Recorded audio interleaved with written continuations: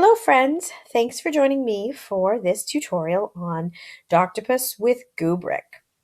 First thing you'll do is open up a new spreadsheet and entitle it anything you would like. Then we're going to go on to our add-ons tab. If you haven't already done so, please add Doctopus. As you can see, I have. So I'm going to launch this. And as with any spreadsheet information, it will come up in this right-hand side of the spreadsheet. And as you can see, it's working. Sometimes some of this process takes a few seconds to load. So Doctopus works in one of two modes. You can have it work in Google Classroom mode or roster mode. We are going to work in Google Classroom mode. So you're going to click on that. And right now what it's doing is it's pulling all of my courses I have on Google Classroom. So we're going to click on Humanities Period 2. And now it's getting all of those assignments up. So I need this one, Executive Summary, Chapter 2. And it's ultimately going to populate this entire spreadsheet with all information from those assignments that students have posted to Google Classroom, which can be really great. It will have everything that you need, what was turned in, what wasn't turned in, a link to the doc, you'll see here. Okay, so now we're going to ingest assignment. And this is when it populates into this spreadsheet.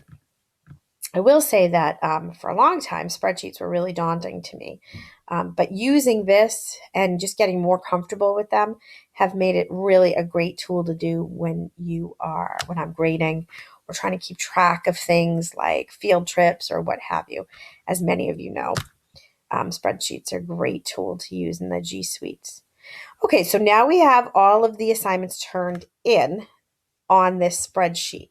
You can see a link to the doc. So now we want to attach the Goobric. So what we're going to be looking for here is a rubric that I've created that's put on a spreadsheet. And you have to have it on a spreadsheet or else it won't work because this is a spreadsheet add-on. I know a lot of us probably have our rubrics in Google Docs or on Word documents, for example, but we need to get them onto spreadsheets in order to use this. So we're looking for Executive Summary Rubric. Let's see, so now hopefully it will add. So we've got that, and we want to click on that. We want to, oops, just happened here. Oh yeah, we want a Executive Summary Rubric. It's going to pop up and then attach the rubric. And it takes a few seconds. It's usually pretty good. And this is going to be just a basic rubric. As you can see here, the criteria is very simple. Focus, details, organization, sentence structure. You can have your own levels. For example, if your state or your district has different levels, I have advanced and, all the way through to beginning, but you can put whatever you want. If they're Common Core, you can make it so that whatever the rubric is you want to use, you can use it. So now you can see it's been attaching the rubric to each of the assignments. And now it's looking to see if I have a co-teacher to share that with so that they have access to it too, which is kind of an amazing piece. As you can see up here, Goobric for Students is now a Chrome extension. So those of you who, especially if you're on a one-to-one, this is a great extension for students to have. So now it's going through and it's taking a couple of minutes to do this. But now that all is said and done, we've got all of this good information here, we can remove this dialog box because we don't need anything right now. So what you have here is this list of names and their email addresses. And then you've got, most importantly, the Goobric link and then the link to the doc itself. But you want to click on the Goobric link so that you can see what this looks like. So what this is going to pull up is the Google Doc that the student submitted with their work on it.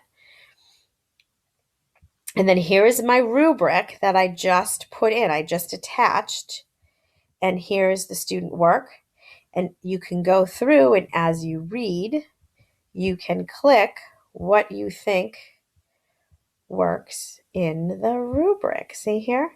And then sentence and structure. And you can see I've had some I've made some comments to this, and you can put comments here. And then ultimately, you can submit this and you can email the scores to the student or not. Another great feature is that you can also make voice comments if you would like to, which I love voice comments. It's especially great for those special ed students who, the searching and the reading and the going back sometimes are challenging. So if you have a voice comment, they can just keep playing that as many times as they need to, and it's right there for them. So that is how you use Doctopus with Goobric. It's a few steps and it's pretty sophisticated in terms of the technology. But once you've got it straightened out, it is such a wonderful, wonderful tool to use.